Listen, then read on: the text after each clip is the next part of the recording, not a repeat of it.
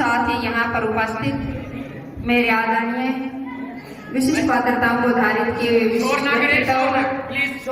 मुख्य अतिथि, मेरी आदरणीय माताएं, बहनें एवं प्यारे बच्चों व इस कार्यक्रम की व्यवस्था में लगे हुए प्रथम से अंतिम श्रेणी तक के सभी व्यक्तित्वों को मेरी सादर जय माता की प्रणाम।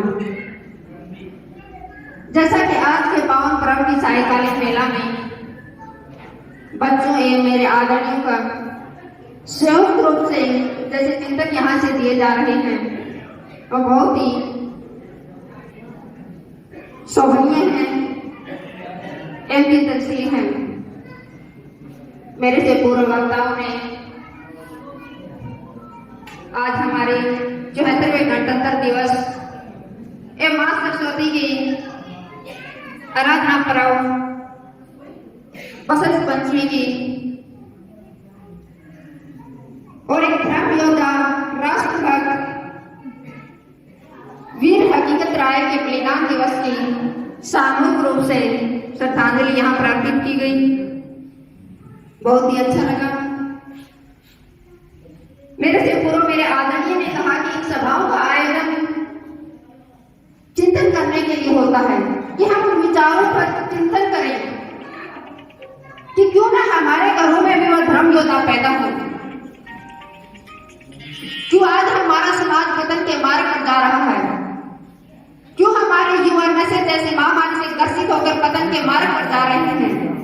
आज मानवीय जीवन जो है अव्यवस्थाओं से ग्रसित होकर पतन के मार्ग पर जा रहा है। उसका मूल कारण हमारी मानवीय जीवन शैली है।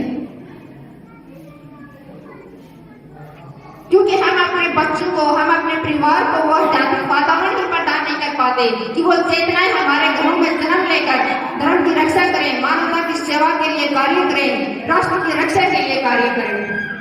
आज जब बच्चे का जन्म होता है, जब विवाह जैसा है 16 संस्कारों में से एक प्रमुख संस्कार होता है, उन संस्कारों के आयोजनों पर क्या होता है? शराब परोसी जाती है, मांसाहार का सेवन किया जाता है। अरे जिस समय पर, जिस अवसर पर हम अग्नि को साक्षी मानकर दो चेतनाओं का, दो आत्माओं का मिलन करते हैं, उस अवसर पर तो आध्यात्मिक अनुष्ठान होनी चाहिए। उस अवसर पर अपने इष्ट की साधना होनी चाहिए, आराधना होनी चाहिए, उनसे निवेदन करना चाहिए कि हमारा जीवन सुखमय हो, शांतिपूर्ण हो, हमारे घरों में दिव्य चेतनाएं आकर जन्म लें। लेकिन जब बच्चे के जन्म दिवस जैसा पावन पुनीत अवसर होता है, उस समय क्या होता है? उस समय भी वही हाल होता है। बच्चे की छठी का जो अवसर होता है, 10वें दिन का जो अवसर होता है, उस पर बिना शराब के तो वो त्योहार ही नहीं बनता, वो अवसर कोई भी नहीं मनाया जाता। अरे जिस चेतना का हमारे घर में आगमन हो रहा है, उस पर हमारे घर का वातावरण आध्यात्मिक होना चाहिए, सात्विक होना चाहिए। हमारे इष्ट के संगीत में, हमारे इष्ट की संगीत में ध्वनि से गुंजारण होना चाहिए। हमें अपने देवताओं को, अपने पूर्वजों को, अपने इष्ट को ध्यान करना चाहिए ताकि वो चेतनाएं हमारे घरों में जन्म लें। ऐसा ही जो आज हमारे समाज का पतन होता जा रहा है, उसमें कहीं न कहीं हमारे और आपका भी सहयोग है। क्योंकि हम आप सब भी जो हमारे समाज में जो भी विषम परिस्थितियां हैं, उनकी तरफ ध्यान ही नहीं दे पाते। राष्ट्र रक्षा जो मानव के जीवन के प्रमुख 3 कर्तव्य हैं, मानवता की सेवा, धर्म रक्षा और राष्ट्र रक्षा के लिए ही मानवीय का जीवन हम आप सबको आदि शक्ति जगत जननी जगदम्बा प्रदान करती है कि हम ये मानवीय देह को पाकर अपने धर्म की रक्षा के लिए कार्य करें, राष्ट्र की रक्षा के लिए कार्य करें, मानवता की सेवा के लिए कार्य करें।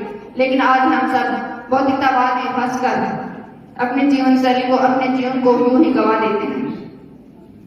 अरे इस नश्वर जगत में अनेकों चेतनाएं जन्म लेती हैं, अनेकों मनुष्य जन्म लेते हैं, लेकिन वो आते हैं, जन्म लेते हैं, मर चले जाते हैं, वो कोई याद नहीं करता। लेकिन वीर हकीकत राय जैसे धर्म योद्धा को हम आप सब आज भी सायकालीन मेला में याद कर रहे हैं। उसके पीछे का कारण क्या है? उसके पीछे का मूल कारण है कि उन्होंने धर्म की रक्षा के लिए मात्र 13 वर्ष की उम्र में अपने प्राणों को बलिदान कर दिया। अरे वो धर्म योद्धा हम आप सबको बनना है, वो राष्ट्रभक्त हम आप सबको बनना है। उसके लिए हमें कोई अलग से कार्य नहीं करना, अपने प्रत्येक की, अपने मानव जीवन शैली में सिर्फ परिवर्तन करना है। हम जहां भी जैसे भी हैं, जिस भी कार्य में हम संलग्न हैं,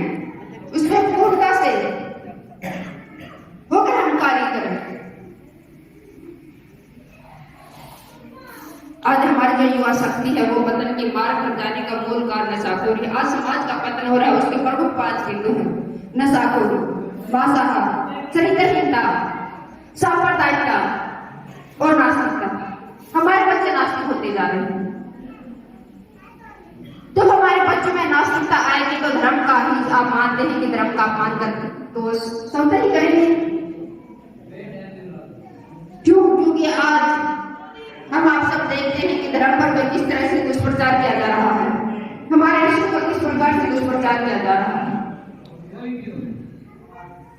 राष्ट्र रक्षा की जब बात आती है, जब हम एक अच्छे नेतृत्व का चयन करने की बात आती है, तो फिर हम अपनी सांप्रदायिकता में, अपनी जातीयता में, अपने गोत्र में, अपने समाज में फंसकर एक ऐसे नेतृत्व का चुनाव कर लेते हैं कि जिससे हमें आगे आने वाले समय तक उसके दुष्परिणामों को भोगना पड़ता है। समय के अभाव में यहाँ पर उपस्थित मेरे आदरणीयों से सायकालीन गणतंत्र दिवस की इस पावन मेला पर मां सरस्वती के आराधना पर्व पर और एक राष्ट्रभक्त तो कितना पावन पुनीत दिवस आज गणतंत्र दिवस का जो मिल रहा है कि उनकी चेतना को भी मां भगवती एक अच्छी योद्धा के रूप में पुनः हम आप सबके समाज के बीच में जन्म देकर ऐसे ही धर्म योद्धा हम अपने समाज में तैयार कर सकें, जिससे कि हमारा समाज उन्नति के पथ पर बढ़ सके।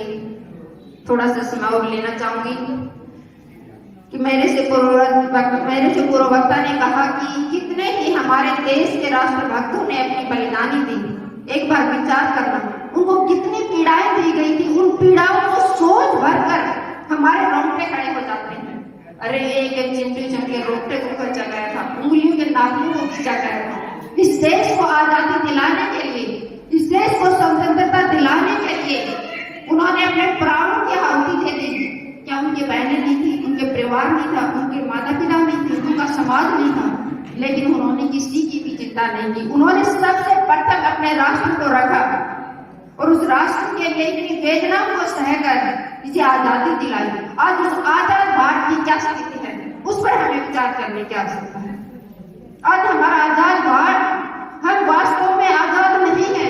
आज भी हम जंजीरों से बंधे हुए हैं। वो चाहे सांप्रदायिकता की लगा लीजिए, चाहे धर्मांधता की लगा लीजिए, चाहे चरित्रहीनता की लगा लीजिए, चाहे वो नास्तिकता की लगा लीजिए। अरे युवा शक्ति को जिसे देश की रक्षा के लिए अपने आगे बढ़ना चाहिए, आज वो पतन के मार्ग पर जा रहे हैं। उसका प्रमुख कारण हम आप सभी, हम आप सबको भी अपने बच्चों को, चाहे आप शिक्षा अधिक मत दें, लेकिन उन्हें संस्कार अवश्य दें, धर्म का, राष्ट्र का, मानवता का, समाज के लिए, क्योंकि क्या कर्तव्य है। तो इस सायकालीन मेला में मेरा आप सभी से निवेदन है कि आज अपना समाज जो पतन के मार्ग पर जा रहा है, हम आप सबको संगठित होकर, अभी मेरे से पूर्वादरणीय ने कहा था कि एक संगठन बनकर हम तैयार करेंगे, तो संगठित होकर अपने समाज के लिए कार्य करते हुए अपने समाज को एक अच्छे, अपने मानवीय जीवन शैली में परिवर्तन करते हुए एक अच्छे समाज का निर्माण करना है। इन्हीं शब्दों के साथ सभी को मेरा सादर प्रणाम, स्वागत है।